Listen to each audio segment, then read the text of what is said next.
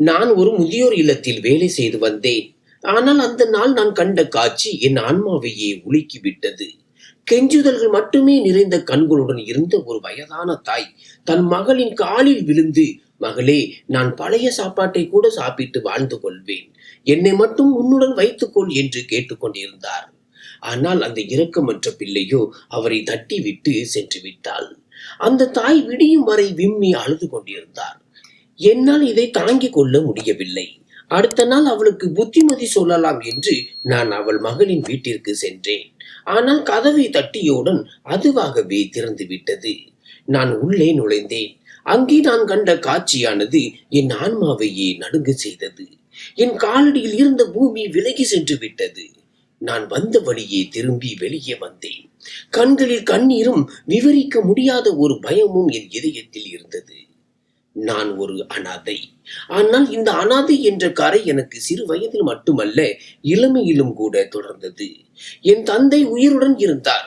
ஆனால் அவர் என்னை ஒருபோதும் தன் மகனாக நினைக்கவில்லை. என் தாய்க்கு விவாகரத்து கொடுத்துவிட்டு அவர் இரண்டாவது திருமணம் செய்து கொண்டார். அதன் பிறகு என் வாழ்க்கையில் ஏமாற்றம் மட்டுமே எஞ்சியது. நான் மிக சிறியவனாக இருந்தபோது என் தாயின் லேசான நினைவுகள் எனக்கு வரும். அவள் மிகவும் மென்மையான இதயம் கொண்டவள். எனக்காக சாப்பாட்டின் மென்மையான பகுதிகளை தன் உள்ளங்கையில் வைத்து எனக்கு ஊட்டுவாள். இரவு நேரங்களில் கதைகள் சொல்லுவாள். நான் அழும்போது தன் மார்போடு அணைத்து அமைதிப்படுத்துவாள். ஆனால் இந்த மகிழ்ச்சி அதிக நாள் நீடிக்கவில்லை. வீட்டில் பெரியவராக இருந்த என் பாட்டிக்கு என் அம்மாவை பிடிக்கவில்லை. என் அப்பா வேறு ஒருவரை மணக்க வேண்டும் என்று அவள் விரும்பினாள். இந்த பிடிவாதத்தின் காரணமாக என் அப்பாவை என் அம்மாவிடமிருந்து விவாகரத்து செய்ய வைத்தாள். அம்மா பிரிந்து சென்ற பிறகு என் உலகமே மாறிவிட்டது. என் சித்தி மிகவும் கடுமையான சுபாவமும் கொண்ட பெண். அவள் என்னை ஒருபோதும் மனதார ஏற்றுக்கொள்ளவில்லை. என் அப்பாவும் என்னிடமிருந்து விலகியே இருந்தார். அவர் நாள் முழுவதும் வேலையில் இருப்பார். வீட்டிற்கு வந்தாலோ அவர் சித்தியின் பேச்சுக்களை கேட்டு கண்களை மூடிக்கொண்டு நம்புவார். என் சித்தி என்னை ஒருபோதும் தன் மகனாக நினைக்கவில்லை. அவள் சாப்பிடும் நேரத்தில் என்னை பட்டினி போடுவாள். என் உடைகள் எப்போதும் கிழிந்து பழையதாகவே இருக்கும். நான் ஏதாவது கேட்க விரும்பினால் என்னை அடக்கமற்றவன் மற்றும் நன்றியற்றவன் என்று சொல்லி அடிப்பார்கள். நான் நாள் முழுவதும் வீதி வீதியாக அலைவேன். என் அப்பாவுக்கு என் துயரம் ஏன் கண்ணுக்கு தெரிவதில்லை என்று யோசிப்பேன். தன் சொந்த வீட்டிலேயே தன் மகன் ஒரு வேலைக்காரனை விட மோசமான வாழ்க்கையை வாழ்வது அவருக்கு தெரியவில்லையா? என் பாட்டி உயிருடன் இருக்கும் வரை அவள் என் சித்தியுடன் சண்டையிட்டு எனக்கு ஏதாவது சாப்பிட கொடுப்பாள். ஆனால் அவள் இறந்து போன பிறகு நான் முற்றிலும் ஆதரவற்றவனானேன். என் சித்திக்கு இது ஒரு கொண்டாட்டத்தை போன்ற சந்தர்ப்பமாக இருந்தது. இப்போது அவளை தடுக்க யாரும் இல்லை. அவள் என் மீது வெளிப்படையாக கொடுமை இழைக்க தொடங்கினாள். நான் அடிக்கடி வீட்டின் ஏதோ ஒரு மூலையில் ஒடுங்கி உட்கார்ந்திருப்பேன். பசி எடுக்கும் போது சாப்பாடு கேட்டால் பதிலாக அவமானம் மட்டுமே கிடைத்தது. தங்கள் தாயுடன் மகிழ்ச்சியாக இருக்கும், விளையாடும், நல்ல ஆடைகளை அணியும் மற்ற குழந்தைகளை பார்க்கும்போது என் வாழ்க்கை மட்டும் ஏன் இப்படி இல்லை என்று யோசிப்பேன். ஒரு நாள் நான் மிகவும் உடல்நிலை சரியில்லாமல் இருந்தபோது என் சித்தி என் தந்தையிடம், "இவன் எப்போதும் இப்படித்தான் நோயாளியாக இருக்கிறான். எந்த வேலையும் செய்ய மாட்டான். எந்த வேலைக்கும் ஆகாதவன். இவனை வேறு எங்காவது அனுப்பி விடுங்கள் அல்லது ஒரு அனாதை இல்லத்தில் சேர்த்து விடுங்கள்" என்று சொன்னாள். இதை கேட்ட என் தந்தை தலையை மட்டும் ஆட்டினார். ஆனால் எதுவும் சொல்லவில்லை. இந்த நொடிதான் இந்த உலகில் எனக்கு யாரும் இல்லை என்பதை நான் புரிந்து கொண்டேன். நான் யாருக்கும் தேவையில்லை. என் வாழ்க்கையின் மிகவும் பயங்கரமான நாள் எதுவென்றால், என் சித்தி என் மீது ஒரு பொய் குற்றச்சாட்டை கூறினாள். அது என் வீட்டு கதவை எனக்கு நிரந்தரமாக மூடியது. அவள் அடிக்கடி என் மீது கோபப்படுவாள். ஆனால் இந்த முறை அவள் என் மீது ஒரு அருவருப்பான குற்றச்சாட்டை கூறினாள். என் ஒன்றுவிட்ட சகோதரியை நான் தவறான கண்ணோட்டத்துடன் பார்த்தேன் என்று. இதை கேட்ட என் தந்தை சீற்றமடைந்தார். எதையும் யோசிக்காமல் என்னை கொடூரமாக அடித்தார். "அப்பா, நான் எதுவும் செய்யவில்லை.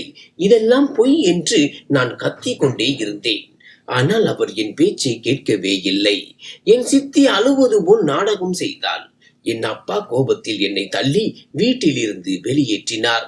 நான் பல நாட்கள் பசியோடும் தாகத்தோடும் தெருக்களில் அலைந்து திரிந்தேன். ஒருவேளை என் அப்பா என்னை தேடி வருவாரோ, தன் தவறை உணர்வாரோ என்று நினைத்தேன். ஆனால் அப்படி எதுவும் நடக்கவில்லை. நான் மக்களின் கடைகளுக்கு வெளியே அமர்ந்திருப்பேன். சில சமயம் ஏதாவது உணவகத்தின் வெளியே கிடக்கும் தட்டுகளில் மீதம் இருந்த உணவை தேடுவேன். சில சமயம் மரத்தடியில் தூங்குவேன்.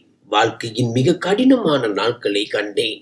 ஒரு நாள் பசியால் தாங்க முடியாமல் நான் ஒரு கோயிலுக்கு சென்றேன். அங்கே மக்கள் புளியோதரை விநியோகம் செய்து கொண்டிருந்தார்கள். நானும் வரிசையில் நின்று புளியோதரையை பெற்றுக்கொண்டு ஒரு ஓரத்தில் உட்கார்ந்து சாப்பிட ஆரம்பித்தேன். அப்போது ஒரு பெண் என்னை பார்த்தாள். அவள் ஒரு விதவை. அவள் முகத்தில் மென்மை இருந்தது. அவள் என்னிடம், மகனே, நீ எங்கே வசிக்கிறாய் என்று கேட்டாள். நான் தலை குனிந்து, எங்கும் இல்லை, எனக்கு யாரும் இல்லை என்று சொன்னேன். அவள் சில நிமிடங்கள் என்னை பார்த்தாள். பிறகு, சரி, என்னோடு வா என்றாள். இந்த பெண் தான் என் வாழ்க்கையில் மிகப்பெரிய கருணையாக நிரூபிக்கப்பட்டாள். அவள் என்னை தன் மகனாக ஏற்றுக்கொண்டாள். எனக்காக ஆடைகள் வாங்கினாள். நல்ல உணவு கொடுத்தாள். என்னை பார்த்து கொண்டாள். நான் அன்பிற்காக ஏங்கிக் கொண்டிருந்தேன். அவளுடைய பாசம் எனக்கு மீண்டும் வாழும் நம்பிக்கையை அளித்தது. அவள் என்னை ஒரு தனியார் பள்ளியில் 10ஆம் வகுப்பு தேர்வை எழுத வைத்தாள். நான் என் சொந்த காலில் நிற்பதற்கு முழு முயற்சி செய்தாள். அவள் பாசத்திற்கான கடனை என்னால் ஒருபோதும் அடைக்க முடியாது. ஆனால் என் மகிழ்ச்சி அதிக நாள் நீடிக்கவில்லை. என் வளர்ப்பு தாயின் கடைசி நேரம் வந்தபோது நான் அவருடன் இருந்தேன். ஆனால் என்னால் எதுவும் செய்ய முடியவில்லை. அவள் ஒரு நல்ல மனம் கொண்ட பெண். அவள் என் வாழ்க்கையை மாற்ற முயற்சித்தாள். என் சொந்த வீட்டிலிருந்து என்னை வெளியேற்றிய போது எனக்கு ஆதரவு கொடுத்தது, தன்னுடன் வைத்து கொண்டது, மரியாதை கொடுத்தது, என் சிதைந்த வாழ்க்கையை செப்பனிட முயன்றது இந்த பெண்தான். இந்த பெண்ணும் ஒரு சோகமான கதையின் ஒரு பகுதியாக இருந்தாள்.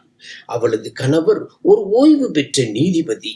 அவர் தன் வாழ்நாளில் 2வது மனைவியின் பெயரில் எல்லா சொத்துக்களையும் எழுதி வைத்திருந்தார். அதனால் அவரது பெரிய மகனுக்கு எதுவும் கிடைக்காமல் இருந்தது. ஆனால் அந்த மகன் இந்த அநீதியை பொறுத்து கொள்ளவில்லை. அவன் தன் சொந்த தாயை வெறுக்க ஆரம்பித்தான். அவளை வழியில் இருந்து அகற்றுவதற்கு திட்டமிட்டான். அவன் எப்படி தன் தாயின் மீது குற்றச்சாட்டுகளை சுமத்தினான் என்றால், அவளை நடத்தை கெட்டவள் என்று சொல்லி அக்கம் பக்கத்தினருடன் வந்து அவளை அவமானப்படுத்தினான் என்பதை நான் என் கண்களால் கண்டேன். நாங்கள் இருவரும் ஔசரியமாக இருந்தோம். இந்த பெண் என் தாயை போன்றவள். அவள் என்னை வளர்த்தாள். அவள் ஒருபோதும் எந்த தவறும் செய்யவில்லை என்று நான் கத்திக்கொண்டே மக்களிடம் சொல்ல முயற்சித்தேன். ஆனால் யாரும் கேட்கவில்லை. அனைவரும் தங்கள் கண்களை மூடிக்கொண்டார்கள். ஒருவேளை உண்மையை சொன்னால் அதன் விளைவு பயங்கரமாக இருக்கும் என்று அவர்களுக்கு தெரிந்திருக்கலாம். இறுதியில் அந்த நாளும் வந்தது. அவளது மகன் அவளை வலுக்கட்டாயமாக வீட்டிலிருந்து வெளியேற்றினான். நான் அவளுக்கு ஆதரவு கொடுத்தேன். ஆனால் அவளது இதயம் ஏற்கனவே உடைந்து போயிருந்தது. எப்போதும் தைரியம் மற்றும் பொறுமைக்கு உதாரணமாக திகழ்ந்த அந்த பெண் இப்போது முற்றிலும் அமைதியாகிவிட்டாள். அவளது கண்களில் ஒரு விசித்திரமான வெறுமையும் விரக்தியும் இருந்தது. அவள் திரும்ப திரும்ப வானத்தை பார்த்தாள், கடவுளிடம் ஏதோ கேள்வி கேட்பது போல. பிறகு ஒரு நாள் என் கண் முன்னாலேயே அவளது மூச்சு திணற தொடங்கியது. நான் அவளை காப்பாற்ற முழுமையாக முயன்றேன். ஆனால் அவள் மெதுவாக வாழ்க்கையின் எல்லையை கடந்து கொண்டிருந்தாள். அவளது உதடுகள் மெல்ல அசைந்தன, ஏதோ சொல்ல விரும்புவது போல. ஆனால் சத்தம் வெளியே வரவில்லை. அவள் கண்களில் இருந்து ஒரு கடைசி கண்ணீர் துளி விழுந்தது. பிறகு அவள் நிரந்தரமாக அமைதியானாள். என் உலகம் இருண்டு விட்டது. நான் அவளது உயிரற்ற உடலை பார்த்தேன். ஆனால் அவளது இறுதி சடங்குகளை செய்யக்கூட என்னிடம் பணம் இல்லை. நான் அக்கம் பக்கத்தினரிடம் உதவி கேட்டேன். ஆனால் அவள் மீது நேற்று வரை விரல் நீட்டிய அதே நபர்கள் இன்று அவளை எரிக்க தயாராக இல்லை. நான் தெருக்களில் அலைந்தேன். மக்களின் கதவுகளை தட்டினேன். ஆனால் என் முறையீட்டை கேட்க யாரும் இல்லை. கடைசியில் யாரோ ஒருவர் முதியோர் இல்லத்திற்கு தகவல் கொடுத்தனர். அவர்கள் வந்து அவளது உடலை எடுத்தார்கள். என் தாய் போன்ற அந்த நபரின் உடலை என் கைகளால் மயானத்தில் எரிக்கும் போது நான் எனக்கே ஒரு சத்தியம் செய்தேன். நான் அனாதைகளுக்காகவும் ஆதரவற்றவர்களுக்காகவும் எதையாவது செய்வேன். அதனால் வேறு எந்த தாயும் இப்படி தன் சொந்த வீட்டில் இருந்து வெளியேற்றப்படக்கூடாது. வேறு எந்த மகனும் இப்படி இயலாமையின் கண்ணீரை சிந்தக்கூடாது. அன்று முதியோர் இல்லத்தின் பொறுப்பாளர் என்னிடம் கேட்டார், மகனே, நீ எங்களுடன் வேலை செய்ய விரும்புகிறாயா? நான் கண்ணீருடன் தலையசைத்தேன். எனக்காக ஒரு புதிய கதவு திறந்ததாக உணர்ந்தேன். நான் முதியோர் இல்லத்தில் வேலை செய்ய தொடங்கினேன். அங்கு நான் முதியோர்களின் பெரிய இயலாமையை கண்டேன். என் இதயம் இரத்த கண்ணீர் வடித்தது. எந்த தந்தையும் தன் முழு இளமையையும் பிள்ளைகளுக்காக செலவழிப்பார். ஆனால் முதுமையில் அதே பிள்ளைகள் அவரை ஆதரவற்றவராக விட்டு விடுவார்கள். எந்த தாயோ தன் பாசத்தை பொழிந்து தன் தூக்கம் மற்றும் ஓய்வை தியாகம் செய்து குழந்தைகளை வளர்ப்பாள். அதற்கு பதிலாக அதே பிள்ளைகள் அவளை பைத்தியம் என்று சொல்லி தெருவில் நிறுத்துவார்கள். நான் இதையெல்லாம் தினமும் பார்த்தேன். ஆனால் இயலாமையுடன் இருந்தேன். ஒரு நாள் ஒரு வயதான தாய் அனாதை இல்லத்திற்கு அழைத்து வரப்பட்டார். அவளது மகள் மாலதி மற்றும் மருமகன் அவளை விட்டு செல்ல வந்திருந்தனர். மாலதி அலட்சியத்துடன், இவர் எங்கள் தாய்தான், ஆனால் இவருக்கு மனநிலை இப்போது சரியாக இல்லை. இவர் குழந்தைகளை தாக்க முயற்சிக்கிறார். எந்த ஒரு பெரிய விபத்தும் எந்த நாளிலும் நடக்கலாம் என்று எங்களுக்கு சந்தேகம் உள்ளது. அதனால் இனி இவரை எங்களுடன் வைத்திருக்க முடியாது என்று சொல்லிக் கொண்டிருந்தாள். வயதான தாயின் கண்களில் கண்ணீர் இருந்தது. அவள் சில சமயம் தன் மகளையும் சில சமயம் தன் மருமகனையும் பார்த்தாள். அவர்கள் உண்மையாகவே அவளை விட்டு போகிறார்களா என்று அவளால் நம்ப முடியவில்லை. நான் மௌனமாக இதையெல்லாம் பார்த்து கொண்டிருந்தேன். என் இதயத்தில் ஒரு விசித்திரமான வலி எழுந்தது. எங்கோ இதையெல்லாம் பார்க்கும்போது எனக்கு என் வளர்ப்பு தாயின் இயலாமை நினைவுக்கு வந்தது. ஆனால் நான் மௌனமாக இருந்தேன். நான் நிறைய பார்த்து விட்டேன். இந்த உலகில் பெற்றோர்கள் கூட பிள்ளைகளுக்கு சுமையாக மாறிவிடுகிறார்கள் என்பதை தெரிந்து கொண்டேன். அந்த வயதான தாய் தன் மகளின் காலில் விழுந்து கெஞ்சினாள். மகளே, நான் உன்னிடம் எதுவும் கேட்கவில்லை. என்னை உங்கள் வீட்டின் ஒரு மூலையில் இருக்க விடுங்கள். நான் பழைய சாதத்தை சாப்பிட்டு கூட சமாளித்துக் கொள்வேன். ஆனால் என்னை இங்கு விட்டு செல்லாதீர்கள். ஆனால் மாலதிக்கு எந்த பாதிப்பும் இல்லை. அவள் இரக்கமின்றி தன் தாயை தன்னை விட்டு விலக்கிவிட்டு அவள் தன் தாய் அல்ல, ஏதோ ஒரு அந்நியர் போல நடந்து சென்று விட்டாள். நான் இயலாமையுடன் அந்த காட்சியை கண்டேன். ஆனால் என்னால் எதுவும் செய்ய முடியவில்லை. அவர்கள் சென்ற பிறகு அந்த வயதான தாய் தரையில் அமர்ந்து தேம்பி தேம்பி அழத் தொடங்கினாள். அவளது அழுகை முதியோர் இல்லத்தில் வேலை செய்யும் ஒவ்வொருவரின் இதயத்தையும் கிழித்தது. ஆனால் இது ஒன்றும் புதிய சம்பவம் அல்ல என்பதை நாங்கள் அனைவரும் அறிந்திருந்தோம். அவளது கண்ணீரின் அழுகையை கேட்டு என் வாழ்க்கையின் கடினமான நினைவுகள் என்னை துன்புறுத்த தொடங்கின. என் சொந்த தாயும் இதேபோல் இயலாமையுடன் இருந்தார். என் அப்பா அவரை வீட்டிலிருந்து வெளியேற்றிய போது என் சித்தியின் கொடுமைகள், என் தந்தையின் அலட்சியம் மற்றும் என் வளர்ப்பு தாயின் அவமானம் எல்லாம் ஒரு திரைப்படம் போல என் கண்களுக்கு முன்னால் ஓடியது.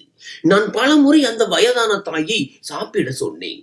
ஆனால் அவள் ஒரு வாய் கூட சாப்பிடவில்லை. நான் நினைத்தேன், ஒருவேளை அவளுக்கு வயிற்று பசி இல்லை, தன் மகளின் பாசத்தின் பசி இருக்கும் என்று. அவள் விடியும் வரை அழுது கொண்டிருந்தாள். நான் அவளுக்கு பக்கத்திலேயே அமர்ந்திருந்தேன். பொழுது விடிந்தவுடன் நான் அவள் மகளின் வீட்டிற்கு சென்று அவளிடம் பேசுவது என்று முடிவு செய்தேன். அடுத்த நாள் காலை நான் நேராக மாலதியின் வீட்டிற்கு சென்றேன். என் இதயம் பதற்றத்துடன் துடித்தது. ஒரு நம்பிக்கை இருந்தது. ஒருவேளை அவள் தன் தாயின் நினைவில் வருத்தப்படுகிறாள் என்று, ஒருவேளை அவள் தன் தவறை உணர்ந்திருக்கலாம் என்று. நான் கதவை தட்டினேன்.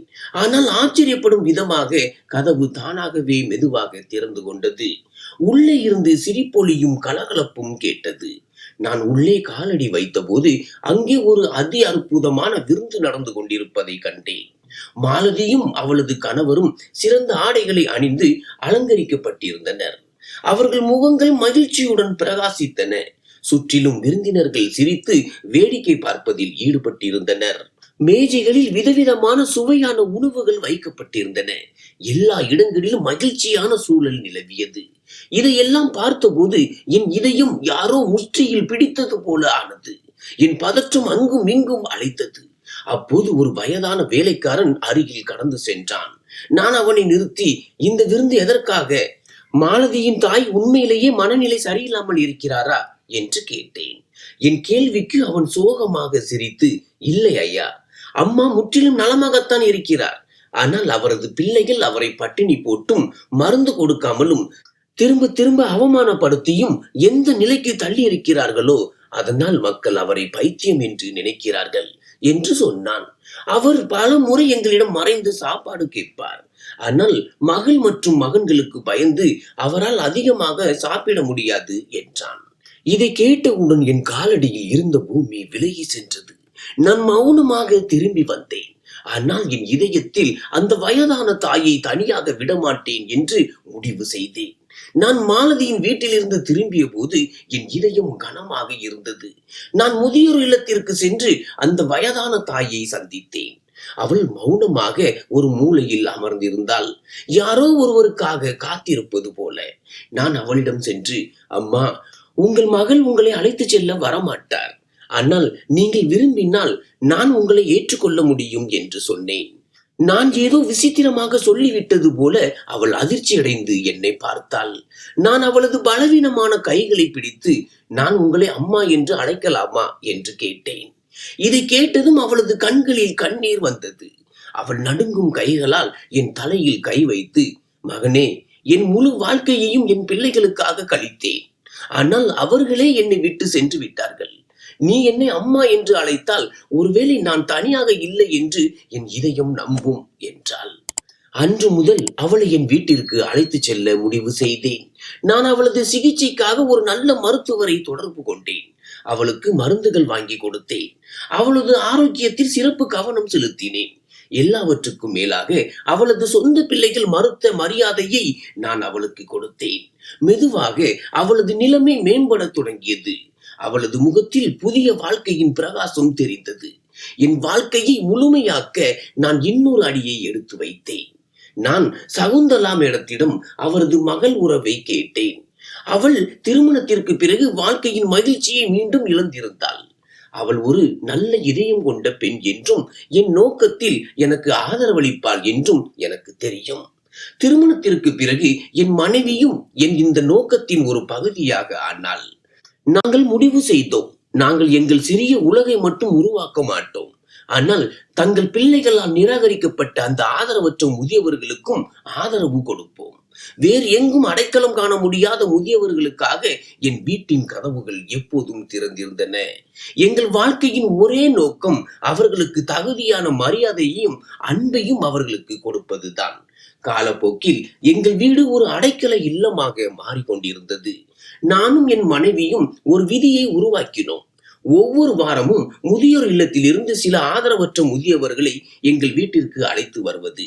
அவர்களுக்கு நல்ல உணவு கொடுப்போம், அவர்களுடன் பேசுவோம், மேலும் அவர்களுக்கு கிடைக்க வேண்டிய மரியாதையும் பாசத்தையும் கொடுக்க முயற்சிப்போம். எங்கள் வீட்டில் அவர்களின் சிரிப்பொலி எதிரொலிக்க தொடங்கியது. அவர்களின் ஆசீர்வாதங்களும் பழைய நினைவு கதைகளும் எங்கள் இதயத்திற்கு அமைதியை கொடுத்தன. ஒருவேளை அவர்கள் மூலம்தான் எங்கள் வீட்டில் அமைதியும் நிறைவும் இருந்தது. ஒரு நாள் முதியோர் இல்லத்திற்கு இன்னொரு வயதான நபர் அழைத்து வரப்பட்டார். அவரது நிலைமை மிகவும் மோசமாக இருந்தது. அழுக்கு உடைகள், வளர்ந்த தாடி, முகத்தில் காயங்களின் அடையாளங்கள் மற்றும் கண்களில் ஒரு விசித்திரமான இயலாமை. அவர் எதுவும் பேசவில்லை, யாரிடமும் கண்ணால் பார்க்கவில்லை. நான் முன்னே சென்று அவரது பெயரை கேட்டேன். ஆனால் அவர் தலையை குனிந்து கொண்டார். நான் அங்கிருந்த ஊழியர்களிடம் இவரை யார் இங்கு விட்டு சென்றது என்று கேட்டேன். ஒரு பணியாளர் இவரது மகன் அழைத்து வந்தான். அப்பாவுக்கு மனநிலை சரியில்லை, வீட்டில் எல்லோருடனும் சண்டை போடுகிறார், ஏதோ ஒரு நாளும் ஏதேனும் சேதத்தை ஏற்படுத்தி விடக்கூடாது, அதனால் இவரை இங்கு விட வந்தேன் என்று சொன்னான் என்றார். இதை கேட்டவுடன் என் இதயம் மீண்டும் காயமடைந்தது. அதே பழைய கதை, அதே இரக்கமற்ற தன்மை, அதே உலகியல் நடைமுறை. நான் அந்த வயதான நபருக்கு அருகில் அமர்ந்து மென்மையாக, அப்பா, நீங்கள் என்னுடன் பேச விரும்புகிறீர்களா என்று கேட்டேன். அவர் மௌனமாக இருந்தார். ஆனால் நான் அவரது தோளில் கை வைத்த போது அவரது கண்களில் கண்ணீர் வந்தது. அவர் விம்மல்களுடன் அழத் தொடங்கினார். மகனே, என் வாழ்நாள் முழுவதும் சம்பாதித்ததை எல்லாம் என் மகனுக்காக செலவழித்தேன். என் இளமை, என் வலிமை எல்லாவற்றையும் அவனுக்காக தியாகம் செய்தேன். இன்று அதே மகன்தான் என்னை வீட்டிலிருந்து வெளியேற்றி விட்டான் என்றார். அவர் தேம்பி தேம்பி அழுதார். நான் அவர் கையை பிடித்துக் கொண்டேன். அவரை ஆதரவற்றவராக விடமாட்டேன் என்று மனதிற்குள் முடிவு செய்தேன். அவரது பெயர் பாண்டியன் ஆகும். சில நாட்களில் அவர் என்னுடன் கொஞ்சம் பழகிவிட்டார். நான் அவரை ஆசிரமத்தில் மற்ற முதியவர்களுடன் உட்கார வைத்தேன். அவர்களுடன் பேசினேன். மேலும் அவரது மௌனத்தை உடைக்க முயற்சி செய்தேன். ஒரு நாள் நான் அவர் பக்கத்தில் அமர்ந்திருந்த போது அவரே பேசத் தொடங்கினார். அவர், நான் என் வாழ்க்கை அனைத்தையும் உழைப்பிலேயே கழித்தேன். என் இளமையை என் பிள்ளைகளுக்காக தியாகம் செய்தேன்.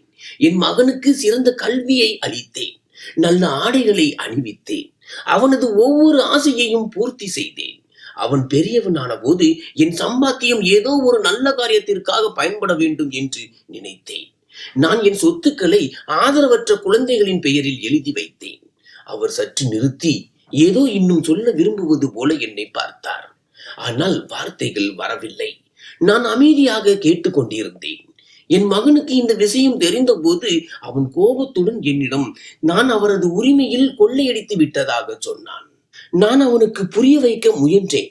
மகனே, உனக்கு சொந்தமான சம்பாத்தியம் இருக்கிறது. நீ இளைஞன், உழைக்க முடியும். ஆனால் இந்த குழந்தைகள் ஆதரவற்றவர்கள். இவர்களுக்கு யார் துணையாக இருப்பார்கள்? ஆனால் அவன் தீயை போல சீற்றமடைந்தான். சில நாட்களுக்கு பிறகு என்னை பைத்தியம் என்று முத்திரை குத்தி இங்கே விட்டு சென்றான். அதனால் நான் என் முடிவை மாற்றிக்கொள்வேன் என்று நினைத்தான். இதை கேட்டபோது என் இதயத்தில் ஆழமான அடி விழுந்தது.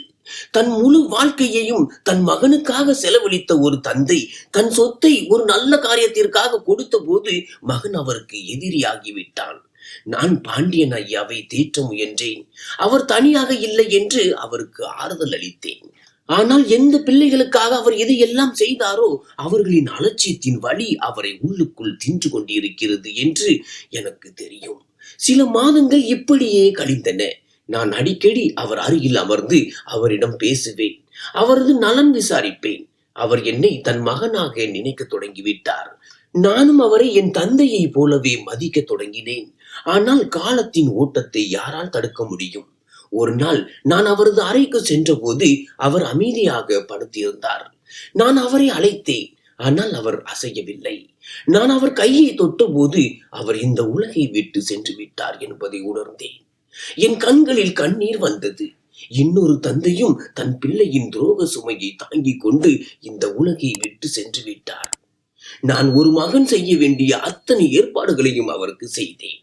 அவரை மரியாதை மற்றும் மதிப்புடன் புதைத்தேன். ஆனால் அவரது கதை என் இதயத்தில் இன்னொரு ஆழமான காயத்தை விட்டு சென்றது. அந்த முதியோர் இல்லத்தில் பெரிய கூட்டம் இருந்தது. சில புதிய முதியவர்கள் அங்கு அனுமதிக்கப்பட்டு கொண்டிருந்தனர். சிலருக்காக அவர்களின் சொந்தங்களால் சடங்குகள் பூர்த்தி செய்யப்பட்டன. நான் என் தினசரி பொறுப்புகளில் மும்முரமாக இருந்தேன். அப்போது ஒரு இளைஞன் தன் வயதான தாய்க்கு ஆதரவு கொடுத்து உள்ளே அழைத்து வந்தான். அந்த பெண் பலவீனத்தால் நடக்க முடியாமல் தத்தளித்தாள். அவளது முகத்தில் ஆழமான சோகமும் கண்களில் ஒரு விசித்திரமான இயலாமையும் இருந்தது. அவள் இங்கு விடப்பட்டு செல்ல போகிறாள் என்று அவளுக்கு தெரிந்திருந்தது போல. பொறுப்பாளர் ஐயா, இவர் என் தாய், அந்த இளைஞன் சொன்னான். இவரால் இனி தனிமையாக இருக்க முடியாது. அடிக்கடி விழுந்து விடுகிறார். மேலும் தவறான விஷயங்களை பேச ஆரம்பித்து விட்டார். எங்களால் இவரை பார்த்து கொள்ள முடியாது. அதனால் இவரை உங்களிடம் ஒப்படைக்கிறோம். நான் அந்த இளைஞனின் முகத்தை பார்த்தபோது என் கால்கள் அங்கேயே நின்று விட்டன. என் மூச்சு நின்று விட்டது.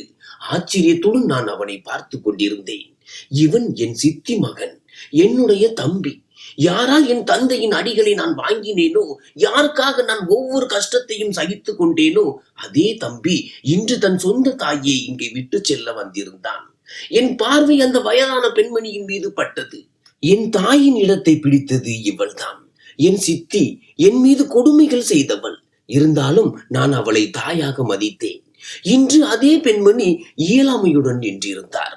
யாருக்காக அவள் என்னை நிராகரித்தாலோ அதே மகன்தான் அவளை இங்கே விட்டு செல்ல வந்திருந்தான். என் இதயம் இரத்த கண்ணீர் வடித்துக் கொண்டிருந்தது.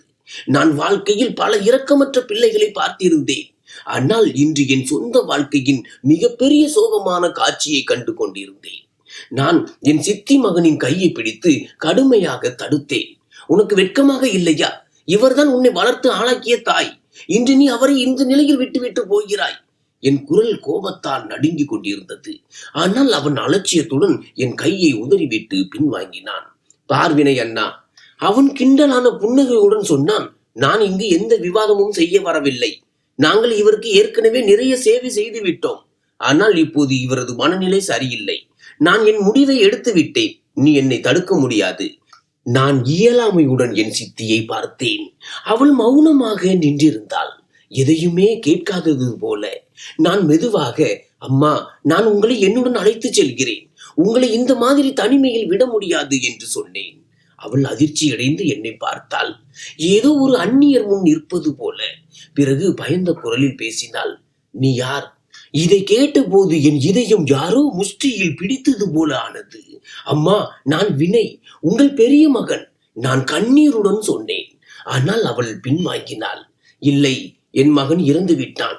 அவன் பல வருடங்களுக்கு முன்பே இறந்து விட்டான். என் கண்களில் இருந்து கண்ணீர் வடிந்தது. வயதாகி விட்டதால் அவள் எல்லாவற்றையும் மறந்து விட்டாள், அல்லது அவள் செய்த தவறுகளை உணர்ந்து உண்மையை எதிர்கொள்ள பயப்படுகிறாள் என்பதை நான் புரிந்து கொண்டேன். என் தம்பி எங்களை ஒரு முறை பார்த்துவிட்டு, இப்போது இது உன் பொறுப்பு என்று சொல்லி அங்கிருந்து சென்று விட்டான். நான் என் சித்தியின் கையை பிடித்து, வாருங்கள் அம்மா, நான் உங்களை தனியாக விட மாட்டேன் என்று சொன்னேன். ஒரு நொடி அவள் என்னை பார்த்தாள். பிறகு சோர்வான அடிகளுடன் என்னுடன் நடக்க ஆரம்பித்தாள். நான் என் தாயை வீட்டிற்கு அழைத்து வந்தேன். என் மனைவி கதவை திறந்த போது, இவர் என் தாய், இப்போது இவர் நம்முடன் இருப்பார் என்று சொன்னேன். என் மனைவி சிரித்தபடி அம்மாவின் கால்களை தொட்டாள். அம்மா, நீங்கள் எங்களை பற்றி கவலைப்பட வேண்டாம், நாங்கள் உங்களை முழுமையாக பார்த்து கொள்வோம் என்றாள். அம்மா மௌனமாக உள்ளே சென்றாள். அவள் எதுவும் பேசவில்லை. பெரும்பாலான நேரம் ஒரே இடத்தில் அமர்ந்திருப்பாள். சில சமயம் சாப்பிட மறுத்து விடுவாள். சில சமயம் எந்த ஆசையையும் வெளிப்படுத்த மாட்டாள். நான் அவளிடம் பேசும் போதெல்லாம் அவள் வெற்று பார்வையை பார்ப்பாள். நான் ஒரு அந்நியனை போல ஏன் இருக்கிறேன்? ஏன் அவள் என்னை தெரிந்து கொள்ளவில்லை? ஒரு இரவு நான் என் மனைவியிடம் சொன்னபோது அவள் என் தோளில் கை வைத்து, சில காயங்கள் ஆற நேரம் எடுக்கும். நீங்கள் அவரை பல வருடங்களாக பார்க்கவில்லை. அவர் இதயம் இறுகிவிட்டது. ஆனால் அன்பால் ஒவ்வொரு கடினமான இதயத்தையும் உருக்க முடியும் என்றாள். இந்த கருத்து என் இதயத்தை தொட்டது. நான் அம்மாவுடன் நேரத்தை செலவிட ஆரம்பித்தேன். நான் என் கைகளால் அவருக்கு உணவு ஊட்ட முயற்சி செய்தேன். அவரை நடப்பதற்காக வெளியே அழைத்து சென்றேன். பழைய விஷயங்களை பேச முயற்சித்தேன். நான் வீட்டின் ஒரு மூலையில் ஒரு சிறிய கோவில் இடத்தை அமைத்தேன். அங்கு நானும் என் மனைவியும் அவரை அமர வைத்து ராமாயணம் வாசிப்போம். அவருக்கு அமைதி கொடுக்க முயற்சி செய்வோம். ஒரு நாள் நான் அவர் அருகில் அமர்ந்திருந்தேன். அவர் கை என் கையில் இருந்தது. திடீரென்று அவர் கண்களில் கண்ணீர் வந்தது. அவர் என்னை உற்று பார்க்க தொடங்கினார். மெதுவாக, நீ வினைதானா என்று கேட்டார். என் உடலில் ஒரு சிலிர்ப்பு ஓடியது. நான் அழுது கொண்டே அவர் கைகளை முத்தமிட்டேன். ஆமாம் அம்மா, நான் வினைதான். அவர் தேம்பி தேம்பி அழத் தொடங்கினார். நான் உனக்கு மிகப்பெரிய தவறு செய்து விட்டேன். நான் உன்னை விட்டு சென்றேன். இன்று என் சொந்த பிள்ளைகளே என்னை விட்டு சென்று விட்டார்கள். நான் அவரை கட்டிப்பிடித்தேன். அம்மா, எல்லாவற்றையும் மறந்து விடுங்கள். நான் உங்களை மன்னித்து விட்டேன். இப்போது நீங்கள் என்னுடன் இருப்பீர்கள் எப்போதும். அன்று என் தாய் முதல் முறையாக நிம்மதியாக மூச்சு விட்டார். பல வருட துன்பத்திற்கு பிறகு அவர் இப்போது உண்மையில் ஒரு தாயை போல என்னுடன் இருக்கிறார் என்பதை நான் உணர்ந்தேன். அம்மா முதல் முறையாக என்னை அடையாளம் கண்டார். அவர் கண்ணீர் என் கண்களிலும் மிதக்க ஆரம்பித்தது. பல வருட பிரிவு, வேதனை மற்றும் அலட்சியத்தின் சுமை ஒரே நொடியில் முடிவுக்கு வந்தது. அவர் தன் நடுங்கும் கைகளால் என் முகத்தை தொட்டார். நான் உண்மையில் அவர் முன் நிற்கிறேன் என்று உறுதிப்படுத்திக் கொள்ள விரும்புவது போல. நான் உனக்கு நிறைய கஷ்டத்தை கொடுத்தேன் வினய். என்னால் உனக்கு தாயின் அன்பை கொடுக்க முடியவில்லை. நான் உன்னை அந்நியனாக நினைத்தேன். உன் சொந்த வீட்டில் இருந்தே உன்னை வெளியேற்றினேன். இன்று என் சொந்த பிள்ளைகள் நான் உனக்கு செய்ததையே எனக்கு செய்து விட்டார்கள் என்று அவர் அழுது கொண்டே இருந்தார். நான் அவர் கைகளை பிடித்து கொண்டேன். அம்மா, எல்லாவற்றையும் மறந்து விடுங்கள். நடந்தது நடந்து விட்டது. இப்போது நீங்கள் என்னுடன் இருக்கிறீர்கள், அது போதும். என் வார்த்தைகளை கேட்டு அவர் கண்களில் ஒரு புதிய பிரகாசம் வந்தது. அவர் ஒரு நீண்ட மூச்சு விட்டு, நான் உன்னை அடையாளம் கண்டிருக்க வேண்டும். நான் செய்ததை எல்லாம் உனக்கு செய்திருக்க கூடாது. இப்போது அம்மாவுடனான என் உறவு மாறத் தொடங்கியது. அவர் முன்பு போல மௌனமாகவும் அலட்சியமாகவும் இல்லை. இப்போது அவர் என்னிடம் பேசுவார், எனக்காக காத்திருப்பார், என்னுடன் அமர்ந்து சாப்பிடுவார் மற்றும் சில சமயம் தன் கடந்த கால கதைகளையும் சொல்வார். என் மனைவியும் அம்மாவை பெரிதும் கவனித்துக் கொண்டாள். அவள் அவருக்கு மென்மையான உணவு சமைப்பாள், புதிய ஆடைகள் கொண்டு வந்து கொடுப்பாள், அவருடன் நீண்ட நேரம் அமர்ந்து பேசுவாள். இது எல்லாம் அம்மாவின் இதயத்தில் தாக்கத்தை ஏற்படுத்தியது. ஒரு காலத்தில் என்னை தன் மகனாக ஏற்றுக்கொள்ள தயாராக இல்லாத தாய் இப்போது எப்போதும் என்னுடன் இருக்க தொடங்கினாள். ஒரு நாள் மதியம் நான் அவர் அருகில் அமர்ந்திருந்தேன். அப்போது அவர் மெதுவாக, "வினய், நான் உன்னை அன்று என் வீட்டில் இருந்து வெளியேற்றினேன் என்று உனக்கு தெரியுமா?" என்று கேட்டார். நான் திடுக்கிட்டேன். அம்மா ஒருபோதும் தானாகவே இந்த விஷயத்தை குறிப்பிட்டதில்லை. நான் மௌனமாக இருந்தேன்.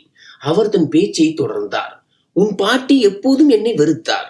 ஏனென்றால் நான் உன் உண்மையான தாயின் இடத்தில் வந்திருந்தேன். அவள் எப்போதும் உன்னை என்னை விட்டு விலக்கி வைத்தாள். உன் தந்தையும் உன் மீது அதிக கவனம் செலுத்தவில்லை. நானும் உன்னை என் மகனாக ஏற்றுக்கொள்ள முடியவில்லை. ஏனென்றால் உன் ஒவ்வொரு செயலும் நான் உன் உண்மையான தாய் இல்லை என்பதை எனக்கு நினைவூட்டியது" என்று சொல்லும்போது அவர் கண்கள் கலங்கின. "ஆனால் நீ வளர்ந்த போது உன்னிடத்தில் இரக்கத்தையும் அன்பையும் பார்த்தபோது கூட என்னால் உன்னை ஏற்றுக்கொள்ள முடியவில்லை. நான் உனக்கு தண்டனை கொடுத்தேன். உன் மீது குற்றம் சாட்டினேன். உன் சொந்த தந்தையால் உன்னை அடிக்க வைத்தேன். மேலும் வீட்டிலிருந்து வெளியேற்றினேன். நான் அவர் நடுங்கும் கைகளை என் கைகளில் எடுத்துக்கொண்டேன். அம்மா, நடக்க வேண்டியது நடந்து விட்டது. உங்களுக்கு நீங்களே குற்றம் சாட்டிக் கொள்ளாதீர்கள்."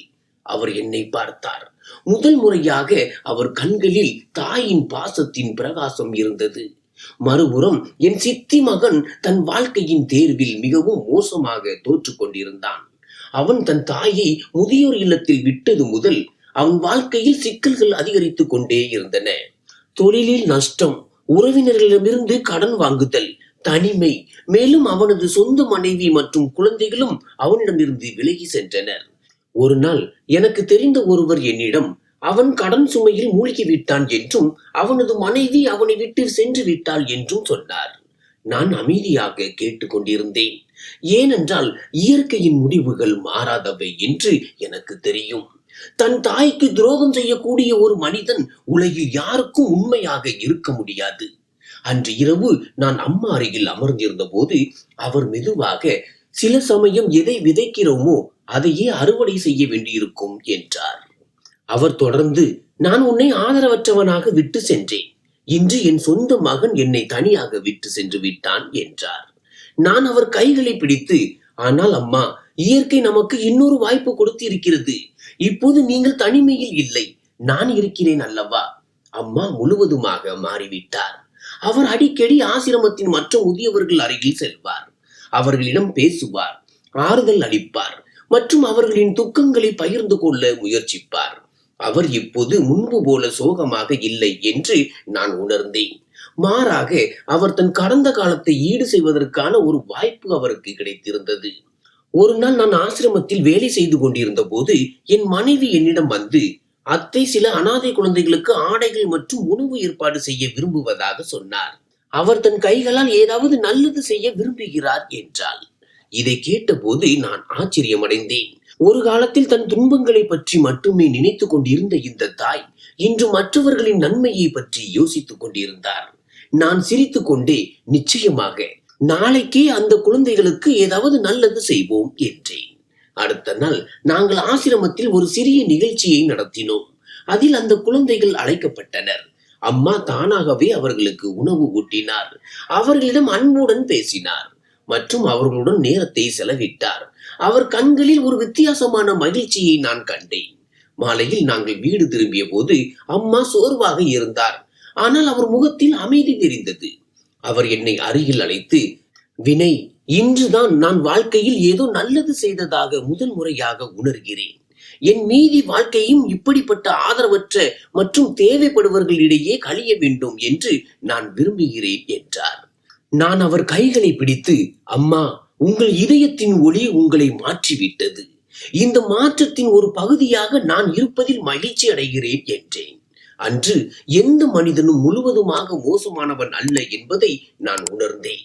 சூழ்நிலைகளும் நேரமும் தான் ஒருவரது இதயத்தை கடினமாக்குகின்றன. அன்பினாலும் மென்மையினாலும் ஒவ்வொரு காயத்தையும் ஆற்ற முடியும், ஒவ்வொரு இதயத்தையும் மாற்ற முடியும் என்றால் என் தாயும் ஒரு உதாரணம். அவள் சிறுவயதில் என்னை தனியாகவும் ஆதரவற்றவனாகவும் விட்டு சென்றது போல இப்போது இல்லை. அவள் மாறிவிட்டார், ஒரு சிறந்த மனிதர் ஆகிவிட்டார். அதுவே என் மிகப்பெரிய வெற்றியாகும். ஆசிரமத்தில் இன்னொரு வயதான பெண்மணி அழைத்து வரப்பட்டார். அவர் பலவீனமாக காணப்பட்டாலும் அவரது ஆளுமையில் ஒரு தனித்துவமான கவர்ச்சி இருந்தது. அவரது சுருக்கங்கள் நிறைந்த முகத்தில் ஒரு ஆழமான சோகம் இருந்தது. அவர் வாழ்க்கையின் மிகப்பெரிய தோல்வியை சந்தித்தது போல. நான் அவரை பார்த்தபோது அவர் தன் பார்வையை தவிர்த்தார். தன்னையே வெட்கப்படுவது போல. நான் மென்மையாக, அம்மா, உங்கள் பெயர் என்ன என்று கேட்டேன். அவர் மெதுவாக தலையை உயர்த்தி, என்னை சுமித்ரா என்று அழைக்கிறார்கள் என்று பதிலளித்தார். அவர் கண்களில் ஒரு சிறப்பு பிரகாசம் இருந்தது. அவர் ஒரு காலத்தில் ஏதோ ஒரு பணக்கார மற்றும் மதிப்புமிக்க குடும்பத்தின் ஒரு பகுதியாக இருந்திருக்க வேண்டும் என்பது தெளிவாக தெரிந்தது. நான் அவருடன் வந்த இளைஞனிடம், உங்களுக்கு இவருடன் என்ன உறவு என்று கேட்டேன். இளைஞன் அலட்சியத்துடன், நான் இவரின் அண்ணன் மகன். இவரின் சொந்த பிள்ளைகள் இவரை விட்டு சென்று விட்டார்கள். இப்போது இவர் எங்களுக்கு சுமையாகி விட்டார். இவரை எங்களால் கவனித்துக் கொள்ளும் நிலையில் வீட்டின் சூழ்நிலை இல்லை. அதனால் இவரை இங்கே விட வந்தேன் என்று பதிலளித்தான். இதை கேட்டபோது என் இதயம் நடுங்கியது. நான் சுமித்ராவை பார்த்தேன். அவர் மௌனமாக கண்ணீர் விட்டுக் கொண்டிருந்தார். நான் அவர் அண்ணன் மகனை கடுமையான பார்வையுடன் பார்த்து, நாங்கள் இவரை கவனித்துக் கொள்வோம், நீங்கள் போகலாம் என்று சொன்னேன். அந்த இளைஞன் தோள்களை குலுக்கிக் கொண்டு அங்கிருந்து சென்று விட்டான். சுமித்ரா இயலாமையுடன் கதவை பார்த்து கொண்டிருந்தார். அவர் மனதில் என்ன ஓடுகிறது என்பதை என்னால் புரிந்து கொள்ள முடிந்தது. நான் மென்மையாக, இங்கு யாரும் தனிமையில் இல்லை, நீங்களும் இல்லை, நாங்கள் உங்கள் சொந்தங்கள் என்று சொன்னேன். சில நாட்களுக்கு பிறகு சுமித்ரா சற்று நன்றாக உணரத் தொடங்கினார். நான் அடிக்கடி அவர் அருகில் அமர்ந்து அவரிடம் பேச முயற்சிப்பேன். ஒரு நாள் அவர் தானாகவே பேசத் தொடங்கினார். பல வருட சுமையை குறைப்பது போல. நான் ஒரு காலத்தில் பணக்காரரின் மனைவி. அவர் மெல்லிய குரலில் சொன்னார். என் கணவருக்கு பெரிய தொழில் இருந்தது. எங்கள் வீடு ஒரு அரண்மனை போல இருந்தது. வேலைக்காரர்கள், செல்வம், கார்கள் எல்லாம் இருந்தது. ஆனால் என் மிகப்பெரிய செல்வம் என் பிள்ளைகள். அவர்களை எப்போதும் என்னை விட அதிகமாக நேசித்தேன். நான் இரவும் பகலும் உழைத்தேன். அவர்களுக்கு சிறந்த கல்வியை அளித்தேன். அவர்களின் ஒவ்வொரு ஆசையையும் பூர்த்தி செய்தேன். அவர் கண்கள் கண்ணீரால் நிறைந்தன. என் கணவர் மிக விரைவில் இந்த உலகை விட்டு சென்று விட்டார். ஆனால் என் பிள்ளைகள் எனக்கு துணையாக இருப்பார்கள் என்று நான் நம்பினேன். ஆனால் அவர்கள் வளர வளர அவர்களின் அன்பு என்னிடமிருந்து குறைந்தது. அவர்கள் தங்கள் சொந்த உலகங்களில் மூழ்கிவிட்டார்கள். நான் அவர்களுக்கு ஒரு பொறுப்பாக மட்டுமே எஞ்சினேன். என்னிடம் சொத்து இருந்தவரை அவர்கள் அன்பை நடிப்பதாய் காட்டிக் கொண்டார்கள். ஆனால் நான் என் நிலத்தை விற்று 3 குழந்தைகளுக்காக ஒரு அறக்கட்டளையை உருவாக்குவதாக அறிவித்தவுடன் என் சொந்த மகன்களே எனக்கு எதிரிகளாகிவிட்டார்கள். அவர் குரல் உடைந்தது. ஆனால் அவர் பேசிக்கொண்டே இருந்தார். என் பெரிய மகன் என்னை நீதிமன்றத்திற்கு இழுத்து சென்றான். எனக்கு மனநிலை சரியில்லை, என்னால் யாருடைய பெயரிலும் சொத்து எழுத முடியாது என்று சொன்னான். என் 2வது மகன் என்னை ஒதுக்கி விட்டான். நான் எப்போதும் என் மகளுக்கு அதிக பாசம் காட்டினேன். அதனால் நான் என்னையே கவனித்துக் கொள்ள வேண்டும் என்று அவன் சொன்னான். நான் எதற்கு பயந்தேனோ அதுவே கடைசியில் நடந்தது. என் சொந்த மகன்களே என்னை என் வீட்டில் இருந்து வெளியேற்றி விட்டார்கள்.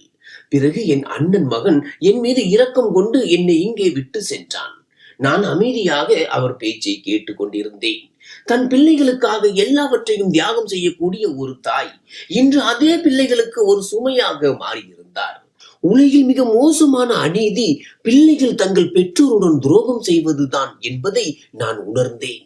நான் இது போன்ற பல சம்பவங்களை பார்த்திருந்தேன். ஆனால் சுமித்ராவின் கதை என் இதயத்தை உலுக்கியது.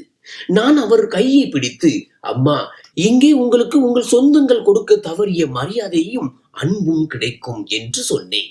காலம் கடந்து சென்றது. என் ஆசிரமத்தின் புகழ் அதிகரிக்க தொடங்கியது. என் சிறிய நற்செயல் நாடு முழுவதும் ஒரு உதாரணமாக மாறும் என்று நான் ஒருபோதும் நினைத்ததில்லை. மக்கள் ஆசிரமத்தை பற்றி கேட்க தொடங்கினர். மீடியா எங்கள் வேலையை காட்டத் தொடங்கின. விரைவில் பலரும் தங்கள் முதியவர்களை இங்கே விட்டு செல்வதற்கு பதிலாக அவர்களே கவனித்துக் கொள்ள தொடங்கினர். தங்கள் பெற்றோரை மீண்டும் வீட்டிற்கு அழைத்து செல்லும் பல இளைஞர்களை பார்த்தேன். முன்பு தங்கள் தாயை சுமையாக நினைத்த பல மகன்கள் இப்போது அவர்கள் காலடியில் அமர்ந்து மன்னிப்பு கேட்பதை கண்டேன்.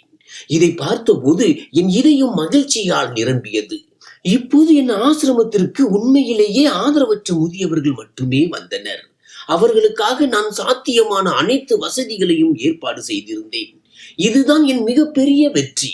வெறும் ஒரு ஆசிரமத்தை உருவாக்குவது மட்டுமல்ல, மக்களின் இதயங்களை மாற்றுவதுதான்.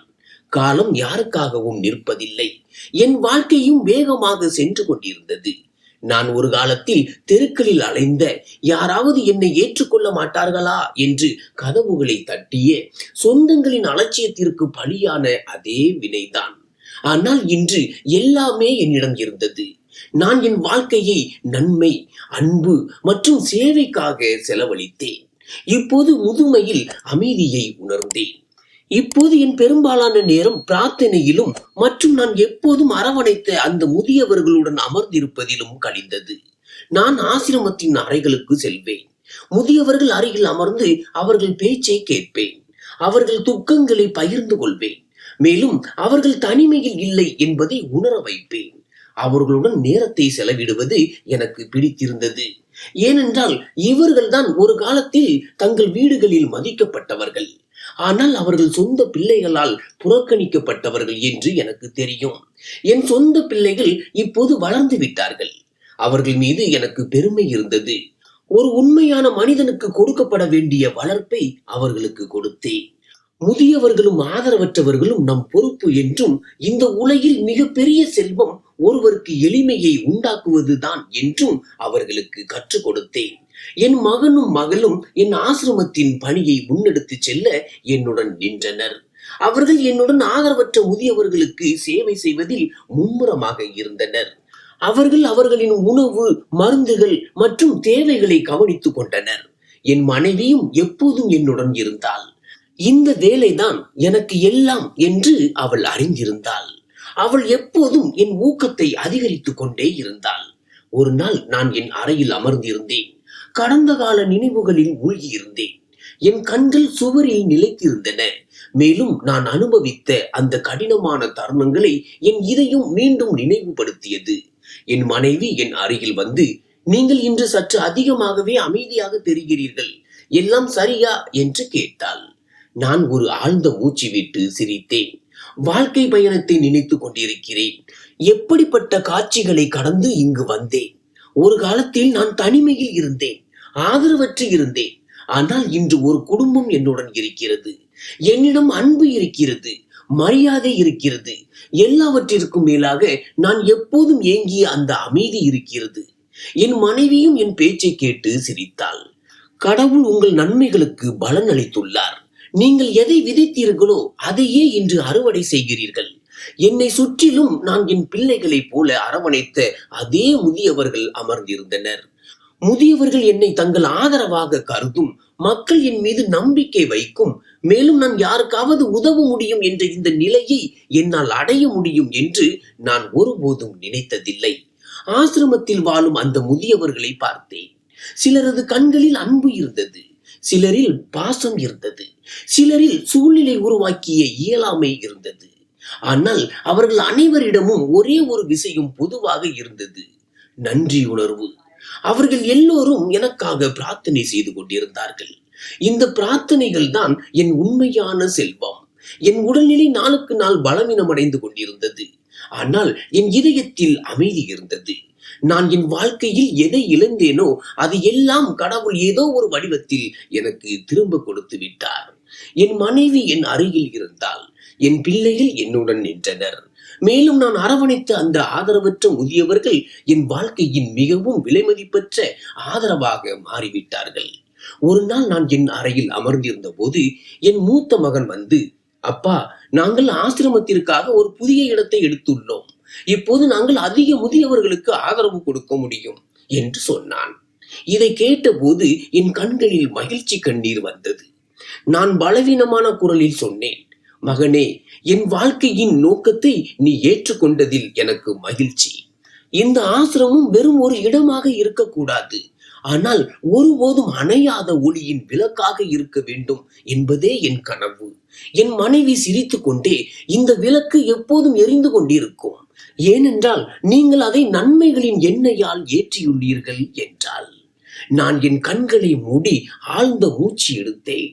நான் வாழ்க்கையின் ஒவ்வொரு நிறத்தையும் பார்த்தேன், ஒவ்வொரு வழியையும் சகித்தேன். ஆனால் இன்று நான் அமைதியில் இருந்தேன். என் பணி நிறைவடைந்து விட்டது போல நான் உணர்ந்தேன். அடுத்த நாள் காலை சூரிய ஒளி என் அறைக்குள் வந்தபோது நான் என் கண்களை திறந்து பிரார்த்தனைக்காக கைகளை தூக்கினேன். கடவுளுக்கு நான் நன்றி தெரிவித்தேன். அவர் எனக்கு இவ்வளவு மரியாதையை கொடுத்தார், இவ்வளவு அன்பை கொடுத்தார்.